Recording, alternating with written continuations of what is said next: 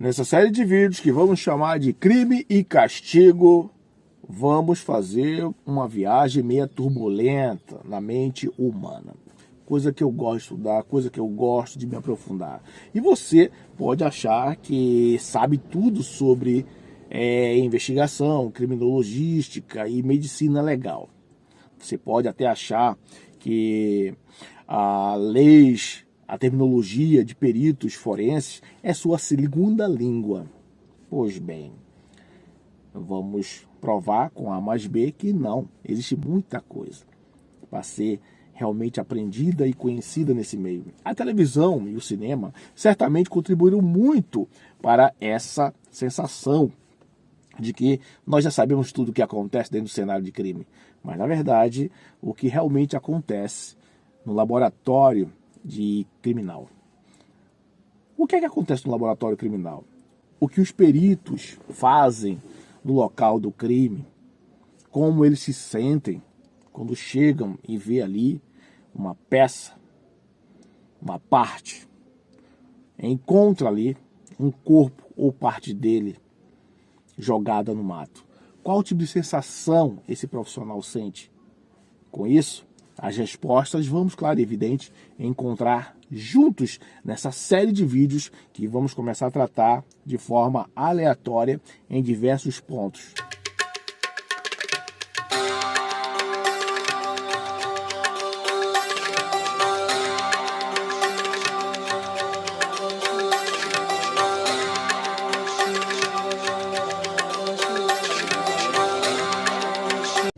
O que vou relatar para os senhores está descrito neste livro chamado Não Existe Crime Perfeito, de Conor Frith.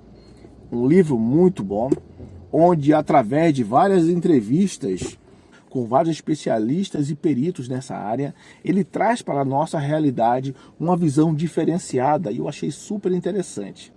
Ele consegue trazer para nós uma realidade que muitas vezes não conhecemos e informações surpreendentes sobre essa profissão, sobre esses temas. Médico legista responsável pela perícia inerente aos seres humanos, ok, como de certo modo tem a determinação ou a determinação de causa mortis. Eles determinam a causa mortis, ou mortis, como queiram chamar, estudo de lesões corporais e identificação de cadáveres. Isso é super importante, identificar determinados cadáveres ou vítimas ou supostas vítimas ali, ok? Esse especialista, ele simplesmente colhe as impressões digitais, como também tem o fotógrafo, o desenhista e muitos outros ali que colaboram, técnicos de necrópsia, e assim há uma colaboração em conjunto, e também sem falar dos auxiliares direto do perito médico legal, ok? Ou legista, médico legista, né? Então, há uma abrangência grande de união e ali uma junção de profissionais para algo ser investigado. Vale lembrar também que no sistema penal americano não existe o inquérito policial como no Brasil. Em nosso país, a fase processual penal inicia-se basicamente com a denúncia do promotor de justiça. Após isso ter feito, após ser concluído o inquérito e tudo mais, daí vem as investigações e toda a conclusão do que foi acometido aquele cenário, aquela situação ali. Alguns especialistas dizem que investigar um homicídio é como, por exemplo, você achou uma linha na sua roupa, você está vasculhando sua roupa ali, de repente você achou uma linha, então você vai ali, a chamada da linha da investigação. De repente você descobre um fio vermelho. Imagine como um fio vermelho.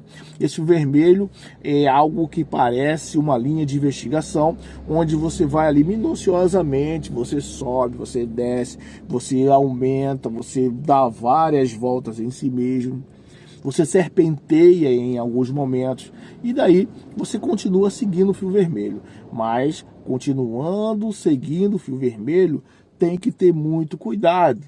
Por quê? Senão você arrebenta, você não pode esticar demais. Falando assim figurativamente, você vai entender, esse fio vermelho quase sempre não vai em linha reta, ok? Ele dá volta entre si, como eu já falei, ele serpenteia, né? Então daí por diante é esse momento em que você tem que ter muito cuidado, porque esse fio pode simplesmente se arrebentar. E uma vez que se arrebenta o fio da investigação, quando há um tipo de interferência, eu acho que a gente sabe muito bem disso no Brasil, né? A gente sabe muito bem quando há uma interferência o que é que acontece. A investigação ela é complexa, exige muita determinação para ser concluída. No entanto, se deve ter cuidado com diversas coisas. Eu estou falando dessa forma até para vocês entenderem. Porque se o fio se arrebentar, como parece ser de praxe no Brasil, acontecer em alguns pontos, você sabe que tudo se perde. Quase todo cientista forense, investigador criminal, tem na ponta da língua um nome.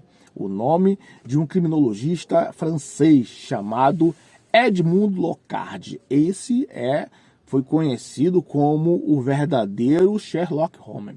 Ele tem aí um histórico de iniciação no mundo da investigação muito grande.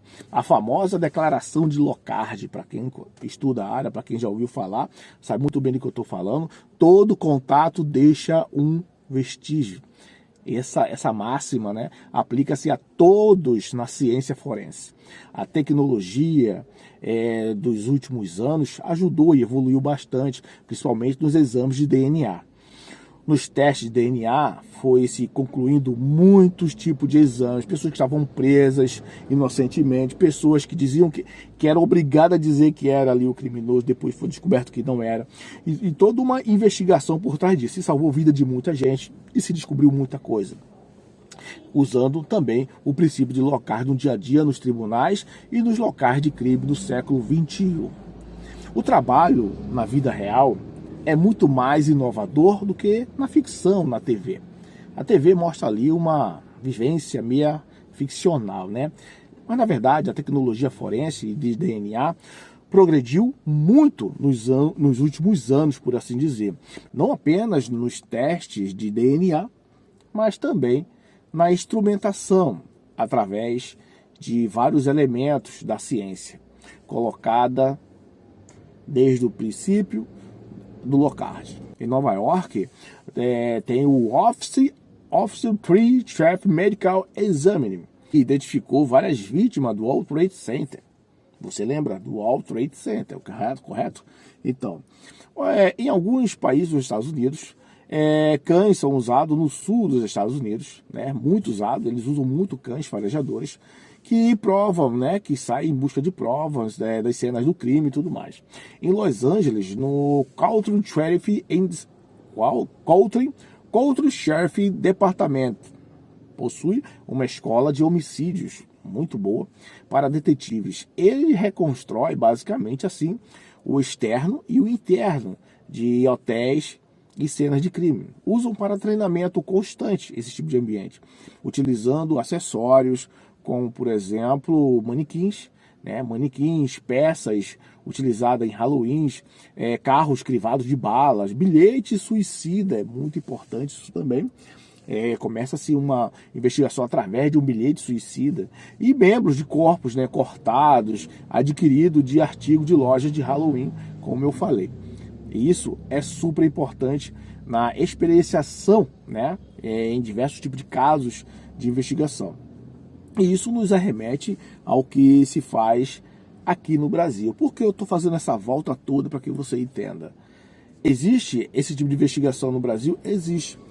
Só que o foco, muitas das vezes, na busca criminológica, nas soluções de problema, a gente não vê, a gente não consegue acompanhar, porque, na verdade, muita coisa fica em sigilo profissional. Eu vejo muita gente falar, mas eu não vejo ninguém investigando no Brasil, como é que pode? Não existe perito, não existe investigação criminal e tal. Só que há um problema. Pelo que eu vejo, pelo que eu converso com muitos amigos, existe uma grande problemática no Brasil a respeito de vamos dizer assim, estratégias, e também existe o problema do corporativismo. Existe muita influência do corporativismo dentro das instituições. Então, talvez por isso, talvez algumas investigações se demorem muito. E eu acredito muito também, pelo outro lado, as pessoas, quem compõe ali, ou quem está participando na cena de um crime, muitas das vezes não tem noção. E não adianta um perito chegar lá e ver um cenário de crime totalmente bagunçado, um cenário de crime totalmente já desconstruído.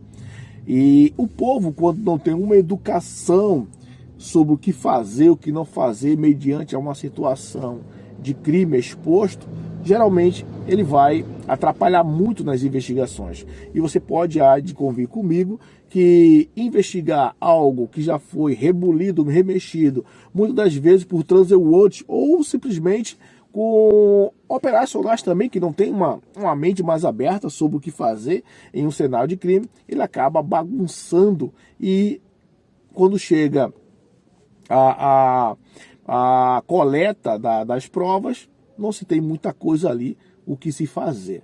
Porém, existem coisas muito mais além do que isso. E principalmente do que vamos tratar daqui para frente, que é a experienciação, como o próprio operacional se comporta nesses ambientes, nesses cenários, né? E que bom, a partir de agora nós vamos estar fazendo uma série voltada totalmente a esse clima, a esse tipo de cenário, a esse tipo de visão investigativa. Valeu, gente? Forte abraço e nos veremos nos próximos vídeos. Se não for inscrito no canal, não se esqueça. Se inscreva, ative o sininho e toda aquela baboseira que você já conhece. Valeu, gente? Forte abraço e nos veremos aí nos próximos vídeos. Vamos investigar.